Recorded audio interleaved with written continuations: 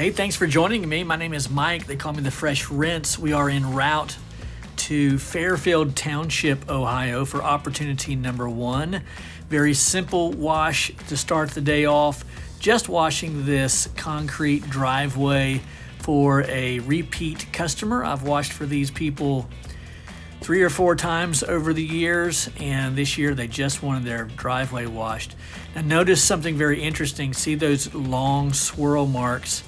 They had someone come last year after I washed and seal the driveway, and whenever it's wet it leaves these terrible swirl marks.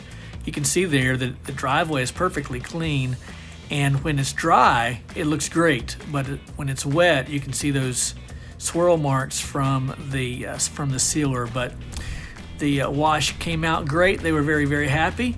We put the sign in the yard, take the picture, post it to Facebook, and head to opportunity number 2. Only 7 minutes away, I think, something like that, maybe not even that far. Top speed of 49 miles an hour. And it does tell us that we were 6 minutes away from opportunity number 2. This too is a repeat customer. This gentleman found me on Google several years ago, and this is at least the second time, maybe the third time I have washed for him. The house is quite dirty. Of course, as you can see, I'm using the AR45. However, about a fourth of the way through, maybe just after I finished the front of this house, I completely ran out of SH.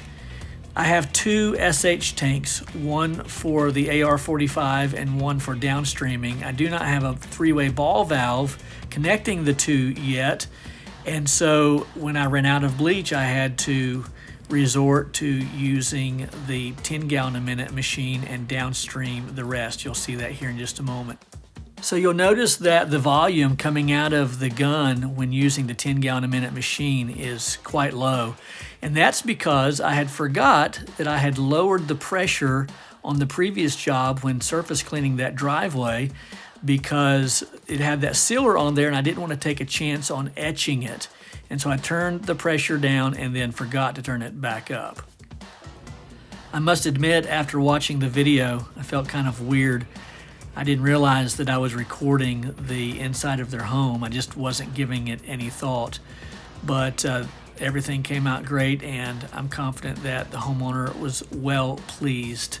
Another little trick shot coming up just on the corner just beyond this garage right there. Again, this is the second or third time that I've washed this home, and it always comes out great. Don't forget the mailbox. And then don't forget behind this gutter area. That's an area that is easy to miss. The homeowner was not home, but we left them a card and some candy and a quote for the driveway. Take a picture of the sign, post it on Facebook and then on Google, and then head to opportunity number 3. So here we are heading to opportunity number 3, and this is just maybe 12, 13 minutes away. We hit our top speed of 52 miles an hour, and once again, for the third time today, a repeat customer. That's one of the perks to being in business now nearly a decade. I have a plethora of existing customers that I can tap into that resource and wash these homes over and over and over again. So something I do almost every day is my next to last opportunity, I will fill up my 275-gallon tank, and then when I get to the last opportunity, I will see if I can wash that house without having to hook up to the customer's outside spigot. So what do you think? It's a pretty big house. In fact, it was a very large house, and I had probably 255 gallons of water, and chose not to hook up to the homeowner's spigot just to see if I could wash the entire home with just the water that I brought. And of course, I'm thinking about it the whole time, but it's kind of a game that I play. Not to rush the job. If need be, then obviously I will hook up to the homeowner's supply.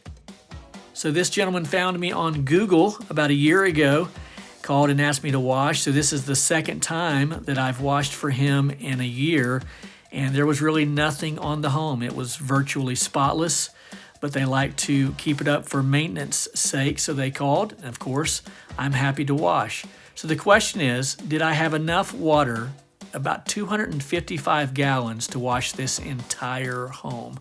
Was I able to wash it in one tank full? And the answer is no.